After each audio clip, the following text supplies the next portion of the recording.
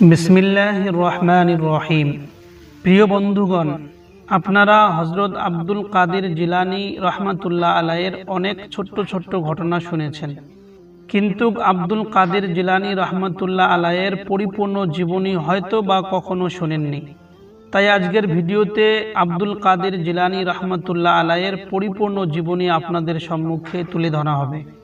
যদি একদিনে সম্ভব না হয় তাহলে কয়েকদিনে হলেও এই ভিডিওটি পরিপূর্ণ দেখার আবেদন রইল। এই জন্য ভিডিওটি এখনই শেয়ার করে রেখে দিন, যখনই সময় পাবেন ভিডিওটি বার করে পরিপূর্ণ দেখে নেবেন ইনশাআল্লাহ। তাহলে চলুন শুরু করা যাক। বড় পীর হযরত আব্দুল কাদের জিলানী রহমাতুল্লাহ আলাইহি 470 হিজরিতে জিলান নামক একটি শহরে জন্মগ্রহণ করেন। তার মহিয়সী মাতা আমাতুল জব্বার বলেন, যখন আমার ছেলে আব্দুল কাদের ভূমিষ্ঠ হয় তখন সে রমজান মাসে দিনের বেলায় দুধ পান করত না। আকাশ মেঘাচ্ছন্নের কারণে ঈদের চাঁদ দেখা না গেলে তার মা পুরো নিশ্চয়তার সাথে বলতেন যে আজ রমজানের শেষ তারিখ, কারণ আব্দুল কাদের আজ দুধ পান করেনি।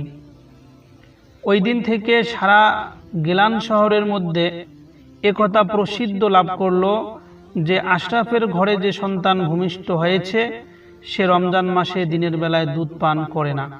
হযরত আব্দুল কাদের জিলানী রহমাতুল্লাহ আলাইহি তিনি বলেন, ছেলেবেলায় একবার আমার মাঠে যাওয়ার সুযোগ হয়। সাধারণ কৃষকের মতো একটি গরুর পিছনে দাঁড়িয়ে হাল চালাতে থাকি। তখন আমার আশ্চর্যের সীমা রইল না যখন আমি দেখলাম যে ওই গরুর একজন মানুষের মতন আওয়াজ করে আমাকে বলতে লাগলো, হে আব্দুল কাদের, তোমাকে কৃষি কাজের জন্য সৃষ্টি করা হয়নি, আর আল্লাহ তোমাকে এটার নির্দেশও দেননি। এ কথা শুনে আমি ভয় পেয়ে গেলাম। এরপর ঘরে চলে আসি। ঘরের ছাদে উঠে হাজী সাহেবদেরকে আরাফাতের ময়দানে দাঁড়িয়ে থাকতে দেখতে পেলাম। তখন আমি আমার মায়ের কাছে এসে শরিয়ত ও তরিকতের উচ্চ ইলম অর্জন করার জন্য বাগদাদে যাওয়ার জন্য অনুমতি প্রার্থনা করলাম। আমার দীর্ঘ সংকল্প দেখে আমার মা কাঁদলেন এবং ঘরের ভিতরে গিয়ে আমার পিতার উত্তরাধিকার সূত্রে রেখে যাওয়া 80 দিনার বের করলেন। 40 দিনার আমার ভাইয়ের জন্য রেখে বাকি 40 দিনার আমাকে দিলেন এবং আমার জামার আস্তিনের নিচে তা একটি পকেটে সেলাই করে দিলেন আর সফরের অনুমতি দিয়ে দিলেন এবং এ বলে উপদেশ দিলেন, বৎস, সর্বদা সত্য কথা বলবে। বিদায়ের প্রাককালে বললেন, আমি তোমাকে আল্লাহর কাছে সুপুর্দ করছি, হয়তো তোমাকে আর এ জীবনে দেখতে পাবো না। আমি বণিক কাফেলার সাথে বাগদাদ অভিমুখে রওনা হই। আমাদের কাফেলা যখন হামদান অতিক্রম করল তখন 60 জনের একটি ডাকাত দল কাফেলার উপর আক্রমণ করে বসে সকলের সহায় সম্পদ সব লুটপাট করে নিল, কিন্তু কেউ আমার প্রতি তাকালো না। সবশেষে একজন ডাকাত আমার কাছে এসে বলল, ফকির, তোমার নিকট কিছু আছে নাকি? আমি বললাম, হ্যাঁ, 40 দিনার আমার বগলের নিচে জামার আস্তিনে সেলাই করা আছে। আমি তার সাথে ঠাট্টা করছি ভেবে ডাকাতটি চলে গেল। অন্য একজন ডাকাত পুনরায় জিজ্ঞাসা করলে আমি পূর্বের ন্যায় উত্তর দেই। সমস্ত ডাকাত যখন তাদের সর্দারের কাছে একত্রিত হলো, আমার ব্যাপারে তাকে অবহিত করা হলো। তখন ডাকাত সর্দার আমাকে ডেকে পাঠালেন। আমি গিয়ে দেখলাম তারা লুটেরা সম্পদ বন্টনে ব্যস্ত। সর্দার আমাকে বলল, তোমার কাছে কি আছে? আমি তাকে ওই 40 দিনারের কথা বললাম। তখন সে বলল, দেখো তো ছেলেটি সত্য বলছে কিনা। যখন আমার কথা সত্য প্রমাণিত হলো তখন সে বলল, তোমাকে সত্য কথা বলতে কিসে উৎসাহিত করেছে? তোমার কাছে কিছু নেই বললেই তো আমরা বিশ্বাস করতাম। আমি বললাম, ঘর থেকে আসার সময় আমার মা আমাকে সর্বদা সত্য কথা বলতে উপদেশ দিয়েছিলেন। আমার কথা শুনে ডাকাত সর্দার অঝরে কাঁদলেন আর বললেন, এ ছোট্ট ছেলে মায়ের উপদেশ মান্য করা থেকে সরে দাঁড়ায়নি, কিন্তু আমি আল্লাহর অবাধ্যতায় সারা জীবন নষ্ট করলাম। তখন ডাকাত সর্দার ও তার দল সবাই তওবা করেন, কাফেলার মাল ফিরিয়ে দেন এবং সেখান থেকে চলে যান। আব্দুল কাদের জিলানী রহমাতুল্লাহ আলাইহি শেখ আবু সাইদ মুবারক ইবনে আলী মখজুমি থেকে তরিকতের খেলাফত অর্জন করেন। তিনি শেখ আবুল হাসান আলী ইবনে ইউসুফ কারশি হাক্কারি থেকে, তিনি শেখ আবুল ফারাহ তারতুসি থেকে খিলাফত অর্জন করেন। শেখ তারতুসি হজরত আবু বকর শিবলি থেকে, আর তিনি শেখ আবুল কাসিম জুনায়েদ বাগদাদি থেকে। তিনি শেখ সিররি শক্তি থেকে, তিনি শেখ মারুফ করখি থেকে, তিনি শেখ দাউদ তাই থেকে এবং তিনি শেখ হাবিব আজমি থেকে। তিনি শেখ হাসান বসরি থেকে, তিনি আমিরুল মুমিনিন হজরত আলী ইবনে আবু তালিব রাদিয়াল্লাহু আনহু থেকে খিলাফত অর্জন করেন। আর হজরত আলী রাসূলুল্লাহ সাল্লাল্লাহু আলাইহি ওয়াসাল্লামের কাছ থেকে খিলাফতের খিরকা লাভ করেন। হজরত গাউসুল আজমের শায়েখগণের মধ্যে হজরত হাম্মাদ দাব্বাসও তিনিও রয়েছেন। তিনি ছিলেন একজন উম্মি, কিন্তু শরিয়ত ও তরিকতের জ্ঞান ও নিগুর রহস্যের দ্বার তার জন্য খুলে দিয়েছিল মহান আল্লাহ রব্বুল আলামিন। বড় বড় তরিকতের শায়েখগণ তার থেকে ফয়েজ অর্জন করেন। একদিন হজরত আব্দুল কাদের জিলানী রহমাতুল্লাহ আলাইহি হজরত হাম্মাদ দাব্বাসের সাথে এক মুসাফির খানায় বসা ছিলেন। তখন কোনো প্রয়োজনে হজরত গাউসুল আজম বাইরে গেলেন। তখন হজরত হাম্মাদ উপস্থিত জনতার উদ্দেশ্যে বললেন, এ যুবকের কদম আল্লাহর সকল অলির গর্দানের উপর হবে, আর আল্লাহর নির্দেশ ক্রমে একদিন তিনি প্রকাশ্যে কথা ঘোষণা করবেন। হজরত শেখ আলী ইবনে হাইতির বর্ণনায় বিশুদ্ধ সনদে এ কারামাত প্রসিদ্ধ যে যদি কোনো ব্যক্তি বাঘের মুখোমুখি হয়, তখন যদি হজরত গাউসুল আজমের নাম স্মরণ করা হয়, বাঘ তার উপর হামলা করবে না।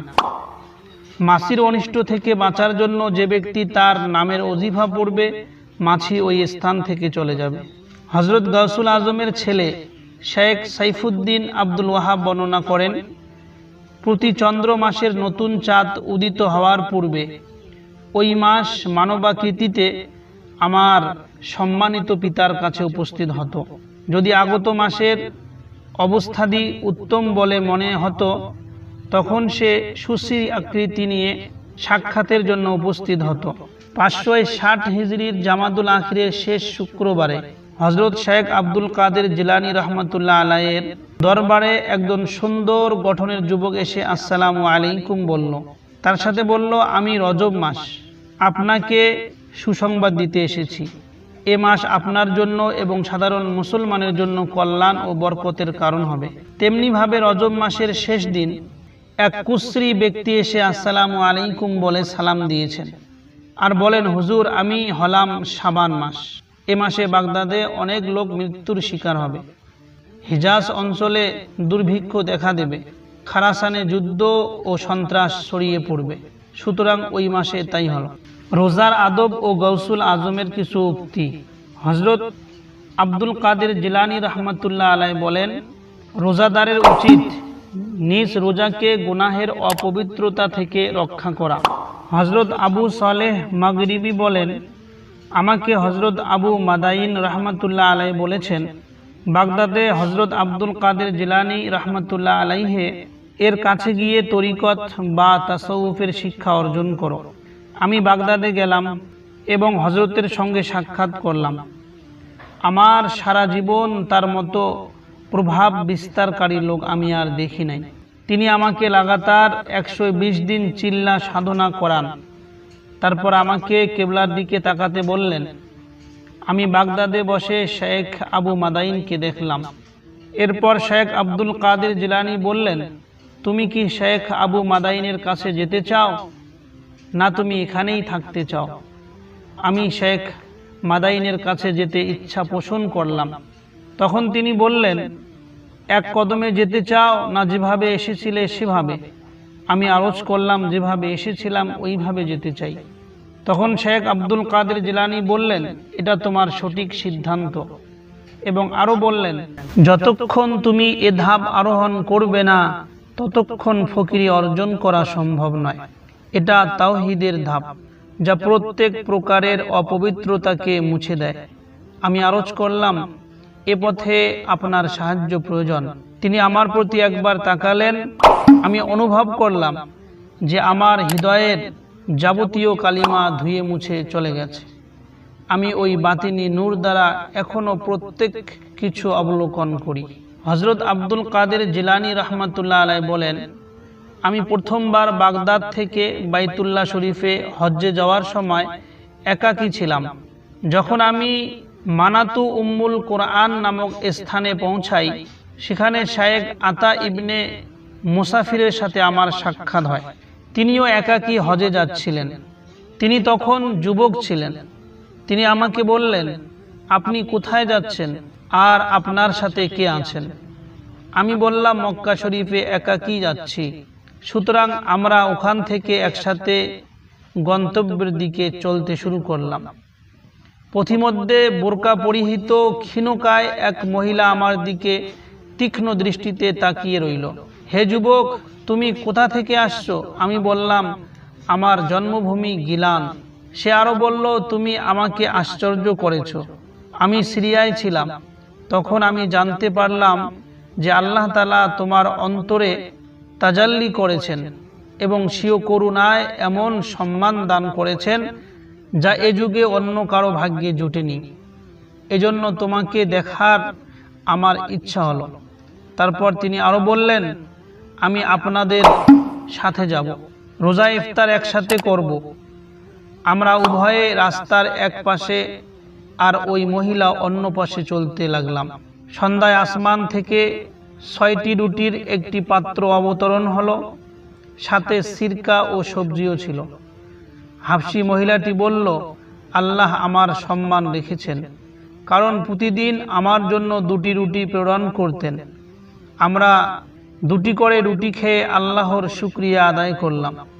তারপর আমরা 3 গ্লাস এমন মিষ্টি পানি পেলাম, পার্থিব জগতে এমন পানির দৃষ্টান্ত দেওয়া সম্ভব নয়। এ ঘটনার পর ওই মহিলা কোথাও অদৃশ্য হয়ে যায়। যখন আমরা মক্কায় পৌঁছাই এবং কাবা শরীফের তাওয়াফের প্রাককালে আল্লাহ তাআলার পক্ষ থেকে শেখ আদির উপর নূরের তাজাল্লি বর্ষিত হতেই তিনি বেহুশ হয়ে পড়েন। লোকেরা বলল, তিনি মরে গেছেন। কিন্তু ওই মহিলা আগ বাড়িয়ে তাকে দোলা দিল এবং বলল, যে আল্লাহ তোমাকে মেরেছে তিনি জীবিত করতে পারেন।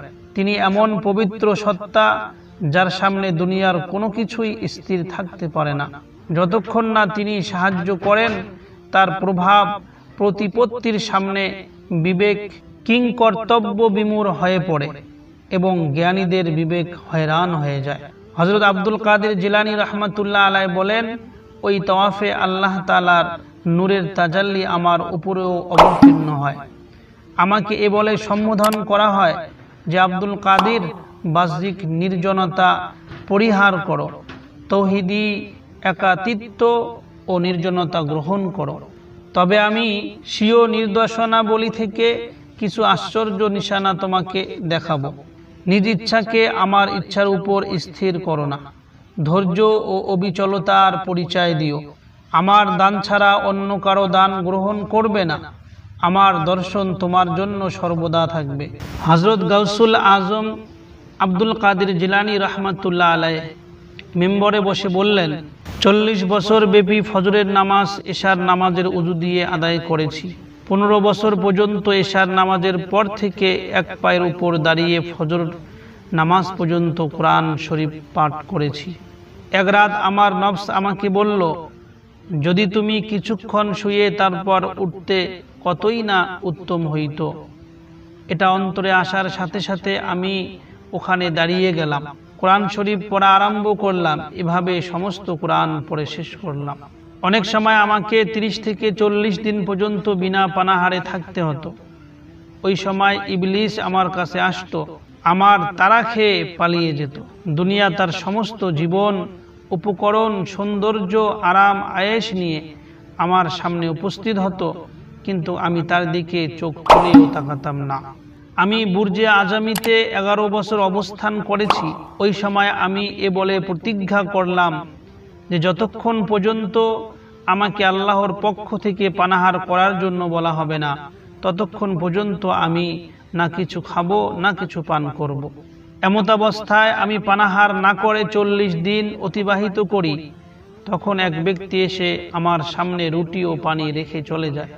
আমার নফস তা থেকে কিছু খেতে ইচ্ছা প্রকাশ করলো, কিন্তু আমি প্রতিজ্ঞা করে বসলাম যে আল্লাহর শপথ, যতক্ষণ আমার উদ্দেশ্য পূরণ হবে না কোনো কিছু পানাহার করতে উদ্যত আমি হব না। ওই সময় আমার নফস খিদে খিদে বলে চিৎকার করতে লাগলো, কিন্তু আমি তার প্রতি কোনো ভ্রুক্ষেপ করলাম না। হযরত আবু সাঈদ মাখজুমি রাদিয়াল্লাহু আনহু ওই পথ দিয়ে যাওয়ার সময় ওই চিৎকার শুনে বললেন, আব্দুল কাদির, এ কিসের শোরগোল? আমি বললাম, হুজুর, এটা নফসের অস্থিরতা, কিন্তু আমার রূহ প্রশান্তিতে রয়েছে এবং আমার আল্লাহর প্রতি নিবেদিত রয়েছে। আমাকে বাবে ইজাজের দিকে যেতে বলে তিনি চলে গেলেন। তখন আমার কাছে হযরত আব্দুল আব্বাস খিজির আলাইহিস সালাম তশরিফ আনলেন এবং বললেন, উঠুন এবং আবু সাঈদের কাছে যান। যখন আমি সেখানে পৌঁছাই তখন তিনি নিজ ঘরের দরজায় আমার অপেক্ষায় ছিলেন আর বললেন, আব্দুল কাদির, আমার বলার কি তোমার জন্য যথেষ্ট ছিল না? হযরত খিজিরকে আসতে হলো। তিনি আমাকে তার ঘরে নিয়ে গেলেন এবং নিজ হাতে রুটি খাওয়ালেন। আমি তৃপ্তি হলাম। তারপর তিনি নিজ হাতে খিরকা তরিকতের বিশেষ পোশাক পরালেন। শেখ আবুল আব্বাস হুসাইনি মুসলি বলেন, আমি বাগদাদে হযরত আব্দুল কাদের জিলানী রহমাতুল্লাহ আলাইহ এর মাদ্রাসায় উপবিষ্ট ছিলাম। দেখলাম আব্বাসী খলিফা মুস্তানজিদ বিল্লাহ আল মুজাফফর ইউসুফ আব্বাসী এসে হুজুরকে সালাম করে মজলিসে বসলেন এবং 10টি থলে স্বর্ণ মুদ্রা তার সম্মুখে পেশ করলেন।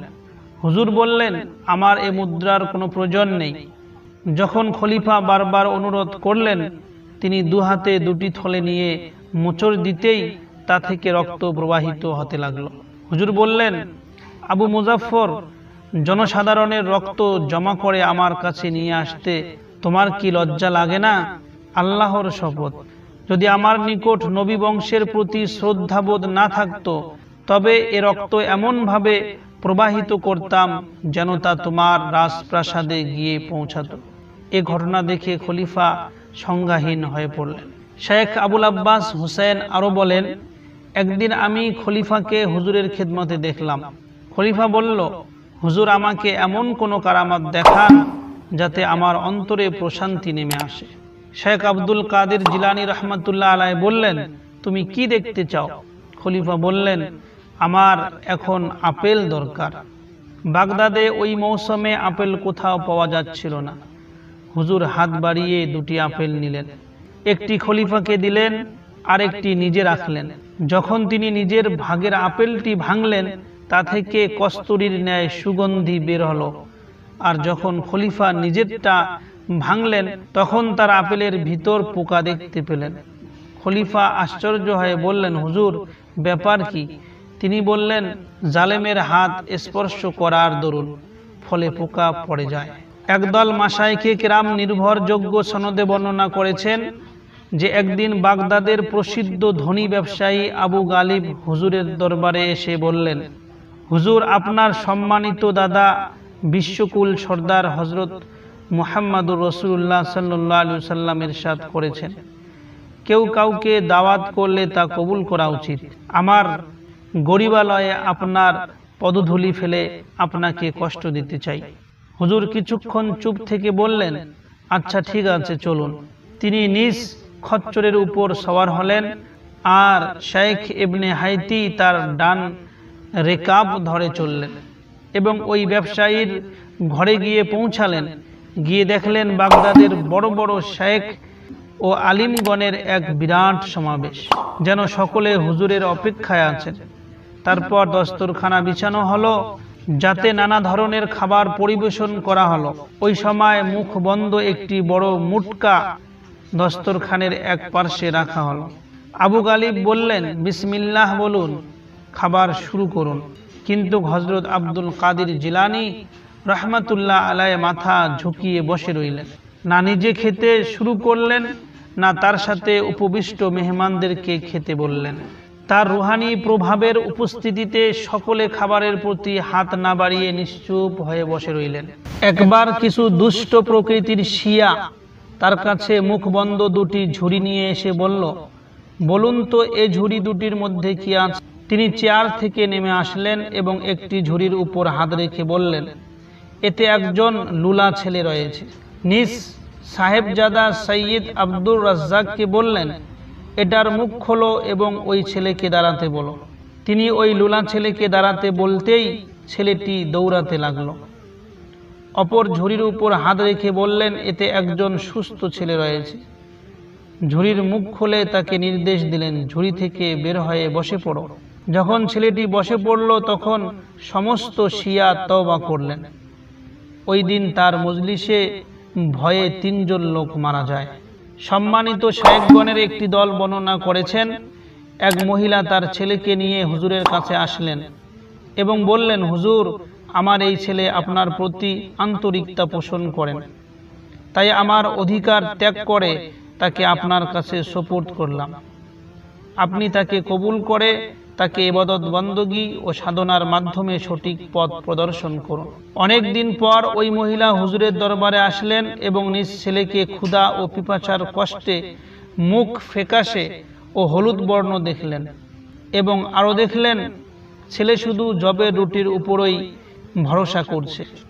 যখন ওই মহিলা হুজুর গাউসুল আজমের কাছে গিয়ে দেখলেন একটি প্লেটের মধ্যে মুরগির হাড় পড়ে আছে যা তিনি খেয়েছিলেন, ওই মহিলা অভিযোগের সুরে বললেন, আপনি তো মুরগি খাচ্ছেন আর আমার ছেলে ক্ষুধার্ত অবস্থায় দিন কাটাচ্ছে।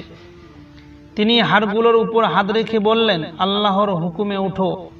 একথা বলা মাত্রই ওই হাড়গুলো জীবিত মুরগি হয়ে এদিক সেদিক ঘোরাফেরা করতে লাগলো। হুজুর বললেন, যখন তোমার ছেলে এ মর্যাদায় পৌঁছাবেন তখন মুরগির মাংস খেতে কোনো অসুবিধা নেই। কয়েকজন শাইখে তরিকত বর্ণনা করেন, আমরা হযরত আব্দুল কাদের জিলানী রহমাতুল্লাহ আলাইহির সাথে বাগদাদ মাদ্রাসায় বসেছিলাম। তিনি মজলিস থেকে উঠে নিজ খড়ম পরিধান করলেন এবং উজু করে 2 রাকাত নফল নামাজ আদায় করতে লাগলেন। নামাজ শেষে বিকট শব্দ করে তার একটি খড়ম বাতাসে নিক্ষেপ করলেন, যা মুহূর্তে আমাদের চোখের অদৃশ্য হয়ে যায়। তারপর অপর খড়মটিও নিক্ষেপ করলেন, তাও দেখতে দেখতে কোথাও অদৃশ্য হয়ে যায়। তারপর নিজ অবস্থানে বসে পড়লেন। তার এ কাজের প্রকৃত রহস্য জানতে আমাদের কারো সাহস হয়নি। এই ঘটনার 1 মাস পর অনারব দেশ থেকে একটি কাফেলা বাগদাদে পৌঁছালো। তাদের দলনেতা এসে বলল, আমরা হযরত গাউসুল আজমের জন্য কিছু উপহার নিয়ে এসেছি। হুজুরকে তা বলা হলে হুজুর বললেন, ওই উপহার নিয়ে আসতে বলো। ওই কাফেলা 1 মণ রেশমি কাপড়, পশমি কাপড় এবং অনেক স্বর্ণ দিলেন এবং সাথে ওই খড়ম দুটিও পেশ করলেন যা 1 মাস পূর্বে হুজুর বাতাসে নিক্ষেপ করেছিলেন। আমরা জিজ্ঞাসা করলে তারা বললেন, আমরা সফর মাসের 3 তারিখে রবিবার এক মরুভূমির পথে সফর করছিলাম। হঠাৎ আমাদের উপর আরব ডাকাতের একদল হামলা করে ফেলে। তাদের 2 জন সর্দার ছিল। তারা আমাদের কাফেলার সবকিছু লুণ্ঠন করে নিয়ে নেয় এবং অনেককে তারা মেরেও ফেলে। কাফেলা লুণ্ঠিত হওয়ার পর পার্শ্বের এক উপত্যকায় গিয়ে আমরা অবস্থান করছিলাম। সেখানে আমরা ডাক দিয়ে বললাম, যদি এ বিপদের সময় শায়েখ আব্দুল কাদের জিলানী রহমাতুল্লাহ আলাই আমাদেরকে সাহায্য করেন তবে আমরা তার খিদমতে এ উপহার পেশ করব। এই কথা বলার সঙ্গে সঙ্গে তখনই উপত্যকার এমন ডাক চিৎকার শোনা গেল যদ্দরুন গোটা উপত্যকা কেঁপে উঠল। ডাকাতরা ভয়ে কাতর হয়ে পড়ল।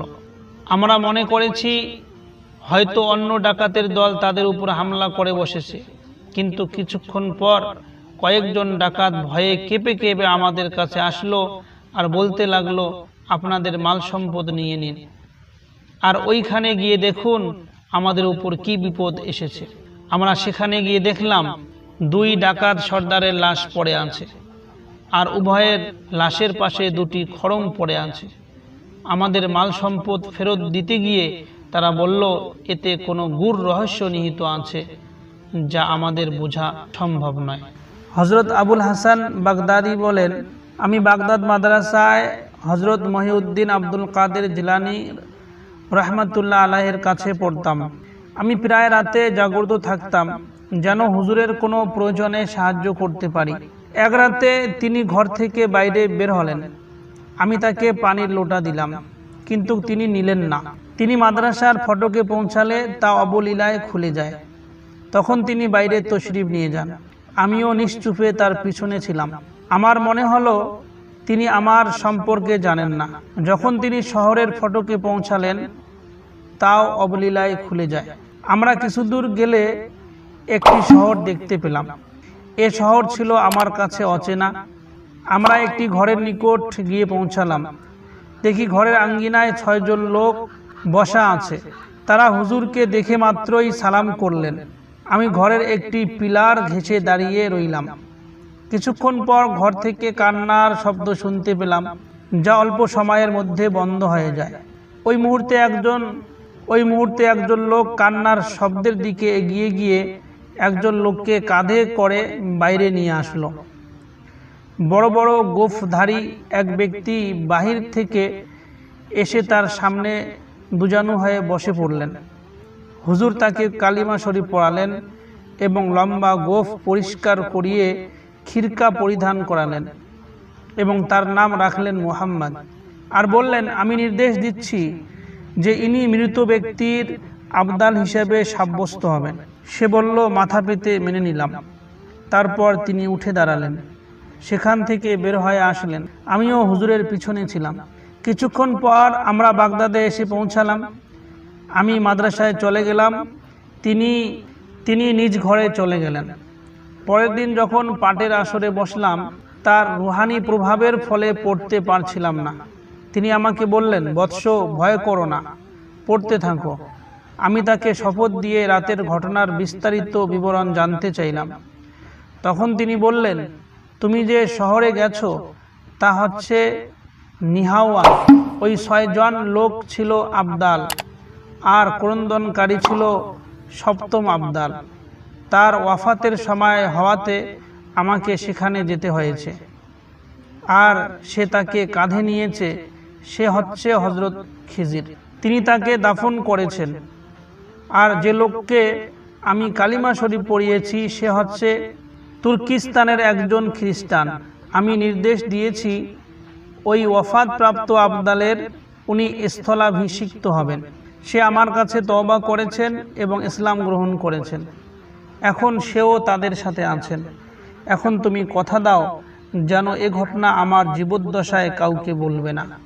আবু সাইদ আবদুল্লাহ ইবনে আহমদ বাগদাদি রহমাতুল্লাহ আলাইহি বর্ণনা করেন, আমার মেয়ে ফাতিহা 16 বছর বয়সে একদিন ঘরের ছাদে উঠলেন। একজন জিন তাকে ছিনিয়ে নিয়ে চলে গেল। এ ঘটনা আমি আমার দয়াবান মুর্শিদ হযরত শেখ সৈয়দ মহিউদ্দিন আব্দুল কাদের জিলানী রহমতুল্লাহ আলাইকে জানাই। তিনি বললেন, আজ রাতে কারখের বিজন স্থানে অমুক টিলায় নিজের চতুর্পার্শ্বে বৃত্ত টেনে বসবে, আর বৃত্ত টানার সময় পড়বে বিসমিল্লাহি আলা নিয়াতি আব্দুল কাদের। রাতের অন্ধকারে তোমার কাছে জিনদের বিভিন্ন দল আসতে থাকবে। তাদের দেখে তুমি ভয় করো না। শেষ রাতে ফজরের সময় জিনদের বাদশাহ তোমার কাছে আসবে এবং তোমার কাছে তোমার অভিযোগ জানতে চাইবে। তখন তুমি তাকে বলবে, আমাকে সৈয়দ আব্দুল কাদের পাঠিয়েছে, আর আমার মেয়ে কোথাও নিখোঁজ হয়ে গেছে। তার কথা মতো ওই টিলায় গিয়ে বৃত্ত এঁকে নিলাম। দেখতে কুশ্রী অনেক জিন আমার বৃত্তের চতুর্দিকে ঘুরতে লাগলো। সবশেষে তাদের বাদশাহ একটি ঘোড়ায় চড়ে জিনদের এক বিরাট দল নিয়ে আমার কাছে আসলো, আর আমার সামনে দাঁড়িয়ে বলল, ভাই, তোমার কি খিদমত করতে পারি? আমি যখন হযরত শেখের নাম নিলাম, সে সম্মান দেখিয়ে ঘোড়া থেকে নিচে নেমে এলো এবং মাটি চুম্বন করে বৃত্তের বাইরে বসে পড়ল, আর আমার অভিযোগ পেশ করতে বলল। আমি আমার মেয়ে নিখোঁজ হওয়ার সংবাদ তাকে শোনালাম। তখন সে নিজ দলবলের কাছে জিজ্ঞাসা করিল, এ কাজ কে করেছ? যখন সবাই না বলে নিজেদের অজ্ঞতা প্রকাশ করল, তখন তার সামনে এক অবাধ্য জিনকে উপস্থিত করা হলো, যার কাছে মেয়েটি ছিল। জিনগণ বলল, এ অবাধ্য জিন চীন দেশের জিনদের একজন। বাদশাহ বলল, তুমি এই মেয়েকে সৈয়দ গৌসুল আজমের শহর থেকে কেন ছিনতাই করেছো? সে বলল, তাকে আমার পছন্দ হয়েছে তাই। বাদশাহ বলল, এ মর্দুদের মাথা উড়িয়ে দাও। সুতরাং তাই করা হলো। আর মেয়েকে আমার কাছে ফিরিয়ে দেওয়া হলো। আমি বাদশার প্রশংসা করতে গিয়ে বললাম, তোমার মতো বাধ্য জিন কোথাও আমি দেখিনি। জিনটি বলল, কেন হব না? হযরত গাউসুল আজম রহমাতুল্লাহ আলাইহে ঘরে বসে অবাধ্যদের প্রতি একটি দৃষ্টি দেওয়া মাত্রই তারা ভয়ে গর্তে মুখ লুকিয়ে বেড়ায়। তদুপরি আল্লাহ তাআলা তাকে জিন ও মানুষের মধ্য থেকে কুতুব নিযুক্ত করার অধিকার দিয়ে রেখেছেন। একদিন শেখ ইবনে হাইতি শেখ আব্দুল কাদের জিলানী রহমাতুল্লাহ আলাইয়ের বাড়িতে আসলেন। তিনি এসে দেখলেন ঘরের বাইরে এক যুবক অক্ষম অবস্থায় পড়ে আছে। শেখ ইবনে আলী হাইতি তাহা দেখে বলল, হুজুরের দরবারে আমার এ দুরবস্থার জন্য সুপারিশ করুন।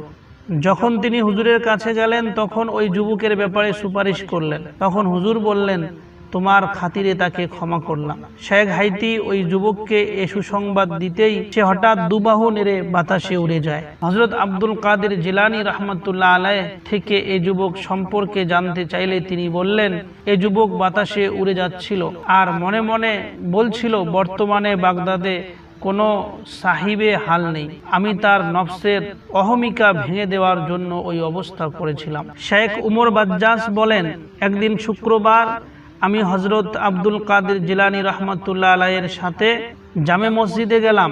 তখন দেখলাম কেউ তার প্রতি তাকাবে তো দূরের কথা, সালামও করছে না। আমি মনে মনে এ বলে আশ্চর্য হলাম যে এখানে এত লোকের ভিড় অথচ তার প্রতি ভ্রুক্ষেপ নেই। আমি চিন্তায় বিমগ্ন ছিলাম। তখন তিনি একটু মুচকি হাসতেই তো পূর্বের অবস্থা উত্তম ছিল। তখন হুজুর আমাকে লক্ষ্য করে বললেন, শেখ আবুল বাকা মুহাম্মদ ইবনে আজহার বলেন, আমি সর্বদা আল্লাহর কাছে দোয়া করতাম যেন আমার সাথে কোনো রেজালুল গজব এর সাথে সাক্ষাৎ হয়। আশ্চর্য, এক রাতে আমি স্বপ্নে হযরত ইমাম আহমদ ইবনে হাম্বল রহমাতুল্লাহ আলাইহের কবর জিয়ারত করতে দেখি। আমি এক ব্যক্তিকে তার কবরের পাশে বসে দেখলাম। আমার অন্তর সাক্ষ্য দিল যে ইনি হয়তো রেজালুল গজব হবেন। আমি যখন জাগ্রত হলাম তখন আমার অন্তরে ইচ্ছা জাগলো যেন আমি তাকে জাগ্রত অবস্থায় দেখতে পাই। আমি দিনের বেলায় ইমামের কবর শরীফে উপস্থিত হলাম। তখন ওই ব্যক্তিকে কবরের পাশে বসা অবস্থায় দেখলাম। ওই ব্যক্তি জিয়ারত শেষে সেখান থেকে বের হলে আমিও তাকে অনুসরণ করে বেরিয়ে পড়লাম। যখন আমি দাজলা নদীর পাড়ে গিয়ে বাক্য শুনিয়ে আল্লাহর ওয়াস্তে একটু দাঁড়িয়ে আমার কথা শোনার জন্য বললাম। তিনি গতি কমিয়ে বললেন, বলুন। আমি জিজ্ঞাসা করলাম, আপনি কোনো মাযহাবের উপর আছেন? তিনি বললেন, হানিফাম মুসলিমান ওয়ামা কানা মিনাল মুশরিকিন। আমি হানাফি মুসলমান, মুশরিক নয়। একদিন শেখ আবুল মুআলি বাগদাদি হাম্বলি রহমাতুল্লাহ আলাইহ বরপীর হযরত আব্দুল কাদের জিলানী রহমাতুল্লাহ আলাইয়ের দরবারে আসলেন এবং বললেন, আমার ছেলে মুহাম্মদ 15 মাস যাবত জ্বরে ভুগছে, কোনো মতে জ্বর সারছে না। তিনি বললেন, তার কানে গিয়ে বলো আব্দুল কাদের বলছেন তাকে ছেড়ে দাজলার দিকে চলে যাও। আমি তাই করলাম। আমার ছেলে সুস্থ হয়ে যায় আর খবর আসলো দাজলা এলাকায় জ্বরের প্রকাশ বেড়ে গেছে। আবু হাফস উমর ইবনে সালেহ বাগদাদি নিজ উটনিকে তাড়িয়ে হযরত গাউসুল আজম আব্দুল কাদের জিলানী রহমাতুল্লাহ আলাইয়ের খেদমতে উপস্থিত হয়ে আরজ করলেন, হুজুর, আমি হজে যেতে ইচ্ছুক। আমার উটনি সফরের উপযুক্ত নয়, অথচ এটা ছাড়া অন্য কোনো আরোহী আমার কাছে নেই। হযরত গাউসুল আজম আব্দুল কাদের জিলানী রহমাতুল্লাহ আলাই উটনির কপালের উপর হাত রাখলেন এবং তারপর তার পা দিয়ে স্পর্শ করলেন। ফলে উটনিটি বাইতুল্লাহ শরীফ পর্যন্ত পৌঁছাতে কোনো আরোহীন পিছনে থাকেনি। হযরত আবুল হাসান ইজজি রহমাতুল্লাহ আলাই অসুস্থ হলে হযরত গাউসুল আজম আব্দুল কাদের জিলানী রহমাতুল্লাহ আলাই তাকে দেখতে গেলেন। তিনি তার ঘরে একটি কবুতরি ও ঘুঘু পাখি দেখলেন। আবুল হাসান ইজজি বললেন, এ কবুতরি 6 মাস হয়েছে ডিম দিচ্ছে না, আর এ ঘুঘু 9 মাস হলো শব্দ করছে না। তিনি কবুতরির পাশে গিয়ে বললেন, নিজ মালিকের উপকার করো। আর ঘুঘুকে বললেন, নিজ স্রষ্টার তসবিহ বর্ণনা করো। ঘুঘু ওই দিন থেকে এমনভাবে ডাকতে শুরু করলো যে বাগদাদবাসী শুনে আনন্দিত হতো, আর কবুতরিটি জীবনভর ডিম ও বাচ্চা দিতে লাগলো। শরীফ হোসেন মুসলি বলেন, আমি হযরত আব্দুল কাদের জিলানী রহমাতুল্লাহ আলাইয়ের 13 বছর খেদমত করেছি। এ সুদীর্ঘ সময়ে আমি তার শরীরে মাছি বসতে দেখিনি। আর না তিনি কোনোদিন নাক ঝেড়েছেন, না কোনো বড় লোকের সম্মানে দাঁড়িয়েছেন, আর না কোনো বাদশাহের কাছে গেছেন। কোনো বিচারকের বিছানায় তিনি কোনোদিন বসেননি, কোনো বাদশার ভোজ সভায় যোগ দেননি। তিনি বাদশাহ ও বড় লোকদের বিছানায় আরাম করাকে শাস্তির কারণ মনে করতেন। অনেক সময় বড় বড় মন্ত্রী ও আমির তার সাক্ষাৎ লাভের জন্য আসতেন, তিনি তখন ঘরের ভিতর চলে যেতেন। যখন তারা এসে বসে পড়ত তখন তিনি ঘর থেকে বের হতেন, যাতে দুনিয়া পূজারীর জন্য দাঁড়াতে না হয়। হযরত গাউসুল আজম রাহমাতুল্লাহ আলাইহির একজন খাদিমের একবার ৭০ বার স্বপ্নদোষ হয়। প্রতিবারই সে এক একজন নতুন মহিলার সাথে স্বপ্নে সহবাসে মিলিত হয়। সকালে সে এ স্বপ্নের কথা বলার ইচ্ছায় হুজুরের মজলিসে উপস্থিত হয়। ওই লোকটি বলার আগেই হুজুর বললেন, রাতের ঘটনায় ভয় পাওয়ার কারণ নেই। আমি লৌহে মাহফুজে যখন দেখলাম তোমার তকদিরে ৭০ বার বেবিচার করার কথা লেখা রয়েছে, তখন আমি আল্লাহর দরবারে তোমার ক্ষমা প্রার্থনা করলাম। আল্লাহ আমার প্রার্থনা কবুল করেন, জাগ্রত অবস্থাকে নিদ্রা অবস্থায় পরিবর্তন করে দিলেন।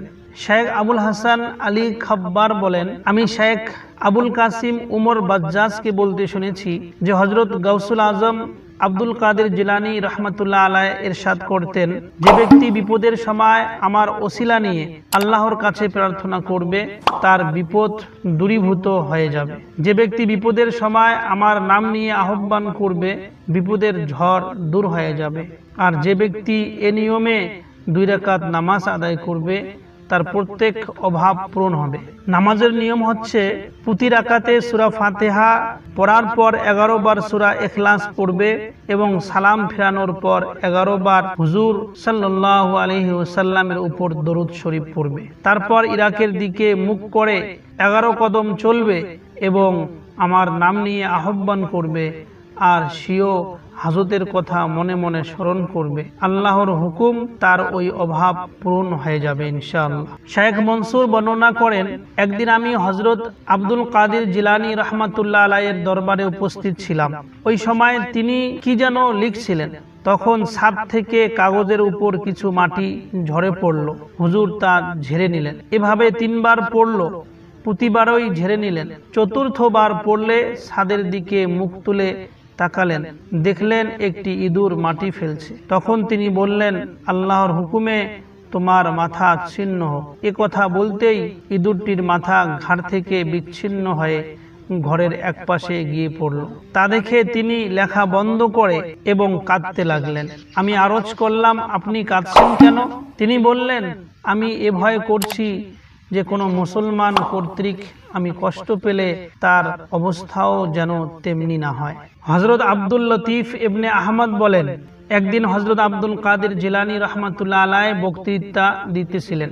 তখন শ্রোতার অমনোযোগিতা প্রকাশ পেলে তিনি আকাশের দিকে তাকালেন এবং বললেন, আমি একাকী মুহাব্বতের সুরা পান করতে চাই না এবং আমার সাথে উপবেশনকারীদের মধ্যে কৃপণতার স্বভাব সৃষ্টি করো না। তুমি দয়াময়, তোমার দয়ার দাবি হচ্ছে কোনো উপবেশনকারী মুহাব্বতের এ সূরা থেকে যেন বঞ্চিত না হয়। এ কবিতা তিনি এমন দরদ ভরা কণ্ঠে পড়লেন যে উপস্থিত লোকদের মধ্যে ওয়াজ সৃষ্টি হলো এবং কয়েকজন শ্রোতা এ ভাব সহ্য করতে না পেরে ওই জায়গায় মারা যায়। শায়েখগণের একটি দল বর্ণনা করেন যে শায়েখ আবু মুহাম্মদ আব্দুর রহমান তাফসুনজি রহমাতুল্লাহ আলাইহি একবার মিম্বরে বসে ওয়াজ করার সময় বললেন, আমি মানুষের মধ্যে তেমনি উঁচু গর্দানের অধিকারী যেমন পাখিদের মধ্যে উট পাখি হয়ে থাকে। সুতরাং আমার যে মুরিদের বোঝা বেশি ভারী হবে তা আমি আমার গর্দানে নিয়ে নেব।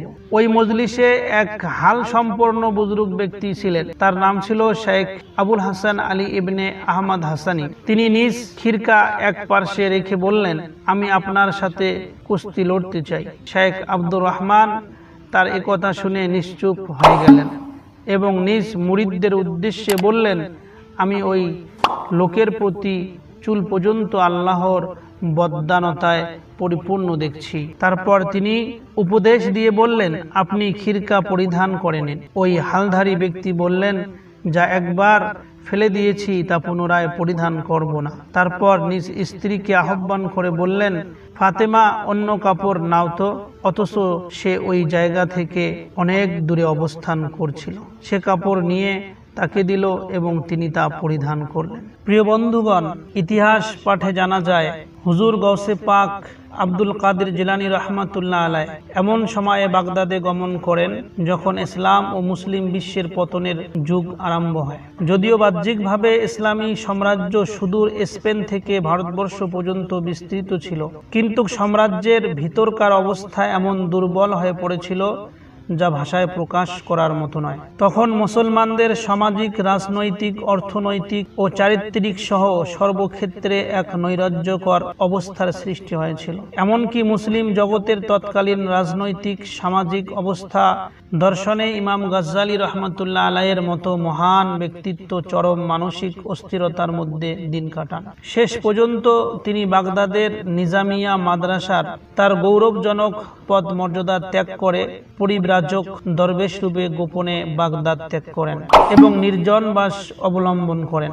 এমন এক যুগ সন্ধিক্ষণে হযরত আব্দুল কাদের জিলানী রহমাতুল্লাহ আলাইহ খোদা প্রদত্ত রুহানি ও ইলমি শক্তি নিয়ে ইসলামের ডুবে যাওয়া তরিকে সমুদ্র গর্ভে নিমজ্জিত হওয়া থেকে উদ্ধার করেন। প্রিয় নবী সাল্লাল্লাহু আলাইহি ওয়াসাল্লামের সত্যিকার প্রতিনিধি হিসাবে দিনের প্রচার ও প্রসারে এবং জটিল ইসলামী তথ্য ও তাত্ত্বিক সমাধান কল্পে সর্বদা নিজেকে নিয়োজিত রাখেন। পবিত্র কোরআন ও হাদিসের অমূল্য বাণীর সঠিক ব্যাখ্যাদানে ইসলামের আসল রূপ জনসম্মুখে তুলে ধরেন। তারা অপরিসীম জ্ঞানের পরিধি, অকাঠ্য যুক্তি, ভাষার লালিতা, গতিময় বাচনভঙ্গির মাধ্যমে অধঃপতিত মানব সমাজকে তিনি ইসলামের আদর্শে অনুপ্রাণিত করেন। শুধু তার বক্তব্য শোনার জন্য খলিফা, বাদশাহ হতে আরম্ভ করে দরিদ্র শ্রেণী, এমনকি ইহুদি, নাসারা, কাফের, মুশরিক সহ সমাজের সর্বস্তরের লোক যোগদান করত এবং ইসলামের সুশীতল ছায়ায় আশ্রয় নিত। ইতিহাস পাঠে যে জিনিসগুলো আমাদেরকে হতবাক করে তোলে তা হলো হুজুর গৌসে পাক রহমাতুল্লাহ আলাই তার জীবদ্দশায় ইসলামী বিশ্বে এমন প্রভাব বিস্তার করতে সক্ষম হয়েছিলেন যে ইসলামী সাম্রাজ্যের মন্ত্রীবর্গ থেকে শুরু করে সাধারণ প্রজা পর্যন্ত সকলে তার আঙ্গুল হেলনে উঠত আর বসত। আব্বাসীয় সালতানাত ছিল নামে মাত্র সাম্রাজ্যের হর্তাকর্তা। মূলত তখন বাগদাদের সকলে হুজুর গৌসে পাক রাহমাতুল্লাহ আনহুকে নিজের সর্বসেরা মনে করতেন। শুধু তাই নয়, তার প্রতিষ্ঠিত তরিকায়ে কাদিরিয়া শায়েখগণ যুগে যুগে ইসলামের পূর্ণ জাগরণে যে অসামান্য ভূমিকা রাখেন তা কোনো মুসলিম রাজা বাদশাহ রাখতে সক্ষম হয়নি। বলতে গেলে বর্তমান মুসলিম বিশ্বে যেসব মুসলমান অন্যায়, অবিচার তথা সমস্ত পাপ থেকে বিরোধ থেকে দেশের শান্তি শৃঙ্খলা রক্ষায় ভূমিকা পালন করেছেন, তাদের পিছনে যে শক্তি কার্যকর রয়েছে তা হলো সত্যপন্থী তরিকাগুলোর শিক্ষা ও আদর্শ। খ্রিস্টানদের ক্রুসেডের ফলে মুসলিম সাম্রাজ্যে যে বিপর্যয়ের সৃষ্টি হয়, মুসলমানরা নিজেদের ইমানি শক্তি ও জিহাদি প্রেরণা হারিয়ে বসেছিল, তখন হুজুর গৌসে পাক আব্দুল কাদের জিলানী রহমাতুল্লাহ আলাইয়ের শিক্ষাপ্রাপ্ত শিষ্যবৃন্দের ইমানি শক্তি এবং জিহাদি প্রেরণায় অনুপ্রাণিত হয়ে নুরুদ্দিন জঙ্গি ও সালাউদ্দিন আইয়ুবীর মতো দরবেশ বাদশাহ ইসলামী সাম্রাজ্য পুনরুদ্ধারে এগিয়ে এসেছিল। আর ওই সময় ভারতবর্ষে গজনী শাসনের অবসানের পর ঘড়ি শাসন প্রতিষ্ঠার পিছনে যার অসামান্য অবদান ছিল তিনি ছিলেন হুজুরে গৌসে পাক হযরত আব্দুল কাদের জিলানী রহমাতুল্লাহ আলাই এবং তার নিকটতম আত্মীয় হযরত খাজা মঈনুদ্দিন চিশতি রহমাতুল্লাহ আলাই। বরফের আব্দুল কাদের জিলানী রহমাতুল্লাহ আলাইয়ের পবিত্র বংশ। হযরত মৌলানা আব্দুর রহমান জামি রহমাতুল্লাহ আলাই তার নিজের পুস্তক নাফহাতুল উনস মিন হযরতিল কুদস এই পুস্তকের মধ্যে লিখেছেন, আব্দুল কাদের জিলানী রহমাতুল্লাহ আলাই বংশগত সাইয়্যেদ নবী বংশের লোক ছিলেন। মাতা পিতা উভয় দিক দিয়ে বৈশিষ্ট্যমণ্ডিত সাইয়্যেদ বংশীয় শাহজাদা ছিলেন একজন। সম্মানিত পিতার দিক দিয়ে হাসানি আলাভি আর মহিয়সী মাতার দিক দিয়ে সৈয়দ আব্দুল্লাহ সামাউ আর মহিয়সী মাতার দিক দিয়ে সৈয়দ আব্দুল্লাহ জাহিদের মাধ্যমে হুসাইনীয় ইমাম হুসাইন রাদিয়াল্লাহু আনহুর বংশধর। আব্দুল্লাহ আলাই যদিও মাযহাবগত হাম্বলি ছিলেন, কিন্তু শিয় যুগের প্রসিদ্ধ চার মযহাব হানাফি, শাফি, মালিকি ও হাম্বলির উপর ফতোয়া প্রদান করতেন। ওই যুগের বাদশাকে একাকী কাবা শরীফের তাওয়াফ করার ফতোয়াও একান্ত প্রয়োজনে তিনি দিয়েছিলেন, কেননা শরীয়তের প্রসিদ্ধ দলিল হচ্ছে ইন্না যরুরাতা তুবিহুল মাহজুরাত। এই ফতোয়া ওই ঘটনার বিরোধী নয় যে যখন খলিফা মেহদী মক্কায় এসে কাবা শরীফের একাকী তওয়াফ করার জন্য তওয়াফের আঙ্গিনা থেকে সকল লোককে বের করে দেন, তখন ওই যুগের মহান ইমাম বড় সাহসিকতার সাথে এটার প্রতিবাদ করতে গিয়ে বলেন, সাধারণ মানুষকে সরিয়ে দিয়ে একাকী কাবার তওয়াফ করার অধিকার আপনাকে কে দিয়েছেন? সাধারণ লোক এবং বাইতুল্লাহর মাঝে প্রতিবন্ধতা সৃষ্টি করতে আপনাকে কে অনুমতি দিয়েছেন? তখন তিনি জবাবে শেখ আব্দুল কাদের জিলানী রহমতুল্লাহ আলাইহির নাম উচ্চারণ করলেন। তখন তিনি নিশ্চুপ হয়ে যান। হযরত আব্দুল কাদের জিলানী রহমতুল্লাহ আলাইহির সন্তান সন্ততি ও নাতি এবং নাতনি ফুতুহুল গায়েব পুস্তকে বর্ণিত আছে, যখন হযরত আব্দুল কাদের জিলানী ওয়াফাত শয্যায় শায়িত, তখন তার বড় ছেলে সৈয়দ আব্দুল ওয়াহাব আরজ করলেন, আব্বা, আমাকে এমন কিছু উপদেশ করুন যা আমি আমল করতে পারি। তখন তিনি বললেন, মুত্তাকি বনে যাও, আল্লাহ ব্যতীত কাউকে ভয় করো না, কারো কাছে কোনো প্রকারের ভরসা করো না, নিজের সমস্ত প্রয়োজন আল্লাহর উপর সুপুর্দ করো, তিনি ব্যতীত অন্য কারোর উপর নির্ভর করার প্রয়োজন নেই। তার দ্বিতীয় সাহেবজাদা সৈয়দ আব্দুল আজিজ তার কষ্ট ও রোগ সম্পর্কে জিজ্ঞাসা করলে তখন তিনি বললেন, এ সম্পর্কে আমাকে কোনো প্রশ্ন করো না, কারণ আমার আল্লাহ আমাকে বিভিন্ন হালাত অবস্থা পরিভ্রমণ করার নির্দেশ দিয়েছেন। শেখ আব্দুল কাদের জিলানীর তৃতীয় ছেলে সৈয়দ আব্দুল জব্বার জিজ্ঞাসা করলেন, আব্বা, আপনার শরীরের কোন অঙ্গে আপনার কষ্টের কারণ? তিনি বললেন, আমার অন্তর ব্যতীত সমস্ত অঙ্গই কষ্ট দিচ্ছে, অন্তর সুস্থ ও প্রশান্তিময় আছে, আল্লাহ তাআলার স্মরণে বিভোর আছে। আব্দুল কাদের জিলানীর কুনিয়াত আবু মুহাম্মদ দ্বারা জানা যায় যে এক ছেলের নাম ছিল মুহাম্মদ। শেখ আব্দুল হাদি মাসুরি ইয়ামামি হযরতে গাউসুল আজমের প্রশংসায় লিখেছেন, হে আবু সালেহ, আল্লাহ তার রসুলের ওসিলায় আমাকে সাহায্য করো, কেননা আমি শুষ্ক জমির উপর ধরফরকারী মাছের ন্যায় দুঃখ কষ্টে আছি। উক্ত কবিতা দ্বারা বোঝা যায় যে আবু সালেহ নামেও তার এক পুত্র ছিল। তার পুত্রদের মধ্যে সৈয়দ আব্দুল ওয়াহাব, সৈয়দ আব্দুল আজিজ, সৈয়দ আব্দুল জব্বার, সৈয়দ তাজউদ্দিন, সৈয়দ আব্দুর রাজ্জাক প্রমুখ যুগের শ্রেষ্ঠ মুহাদ্দিস, সুবক্তা ও মুফতি ছিলেন। সৈয়দ ইব্রাহিম ওয়াসিদ অঞ্চলে চলে যান, সেখানেই 592 হিজরিতে ওফাত বরণ করেন। বলা হয় সৈয়দ আব্দুল্লাহ এবং সৈয়দ মুহাম্মদ হাদিস শরীফের দরস দিতেন। তার সন্তানদের মধ্যে এরা দুজন ইলমে হাদিসের বড় পণ্ডিত ছিলেন। সৈয়দ ইয়াহয়া হাদিস পড়াতেন। পরিশেষে শরীয়ত ও তরিকতের খিদমত আঞ্জাম দেওয়ার জন্য মিশরে হিজরত করেছেন। সাধারণ লোকেরা তার থেকে ইলমি ও রুহানি ভাবে বেশি লাভবান হন। শেখ আব্দুল কাদের জিলানী রহমাতুল্লাহ আলাইহির গঠন এবং তার জ্ঞান অর্জন। হযরত আবু আব্দুল্লাহ ইবনে আহমদ ইবনে কুদামা বর্ণনা করেন, শাইখুল ইসলাম মহিউদ্দিন আব্দুল কাদের জিলানী রহমাতুল্লাহ আলাইহির শরীর ক্ষীণ ছিল, বিস্তৃত বক্ষ ছিল, মধ্যম আকৃতির লোক ছিল, ঘন দীর্ঘ দাড়ি ছিল ও গন্ধমি রঙের চেহারা ছিল, লম্বা যুগ্ম ভ্রু যুগল ছিল, কণ্ঠস্বর ছিল উচ্চ, অত্যন্ত সুন্দর চেহারা ও তীক্ষ্ণ ধী শক্তির অধিকারী ছিলেন তিনি। ইলমে দ্বীন অর্জনে তিনি কঠোর পরিশ্রম করেন এবং দ্বীনের শাখাগত ও মৌলিক জ্ঞান খুব ভালোভাবে অধ্যয়ন করেন। তিনি তার যুগের অনেক যুগশ্রেষ্ঠ ইমাম ও শায়েখগণ থেকে জ্ঞান অর্জন করেন। ইলমে ফিকহ আবুল ওয়াফা আলী ইবনে আকিলির মতো শ্রেষ্ঠ ফকি থেকে অর্জন করেছিলেন। ইলমে হাদিস যুগের শ্রেষ্ঠ মুহাদ্দিস থেকে অর্জন করেন। জ্ঞান অর্জনে তিনি অত্যন্ত কঠোর পরিশ্রম ও সাধনা করেন। শেষ বয়সে পার্থিব সকল সম্পর্ক থেকে বিমুখ হয়ে আল্লাহর স্মরণে নিজেকে আত্মনিয়োগ করেন। আল্লাহর বান্দাদেরকে ওয়াজ নসিহত এবং শিক্ষার্থীদেরকে হযরত আব্দুল কাদের জিলানী রহমাতুল্লাহ আলাইহি অনেক রচনাবলী রেখে যান। তার রচনাবলীর মধ্যে নিম্নোক্ত পুস্তকগুলো সত্য তালাশকারীদের জন্য সর্বদা সত্যের দিশা দিয়ে আসছে। তার বড় রচনাবলীর মধ্যে একটি হলো বুনিয়াতুত তালিবিন। তার প্রসিদ্ধ অন্য একটি পুস্তক হচ্ছে ফাতহুর রব্বানি ওয়াল ফাইজুর রহমানি। মাকাতিব, এটা ফার্সি ভাষায় তার পত্র সংকলন। দিওয়ান, তার কবিতা সংকলন। ইমদাদে ইয়াউমিয়া, তরিকাপন্থীদের জন্য সঞ্জীবনীর মতো। ইদরাবে মুস্তাফিয়া, সালাতুশ শরীফ, এ দুটি হচ্ছে আল্লাহ প্রাপ্তির খোদা দরজা স্বরূপ। প্রিয় বন্ধুগণ, হযরতে আব্দুল কাদের জিলানী রহমাতুল্লাহ আলাইহি মুসলিম জগতের সব থেকে বড় পীর, সব থেকে বড় বুজরুক, সব থেকে বড় আল্লাহর ওলি। 561 হিজরিতে 91 বছর বয়সে ওয়াফাত বরণ করেন। ইন্না লিল্লাহি ওয়া ইন্না ইলাইহি রাজিউন।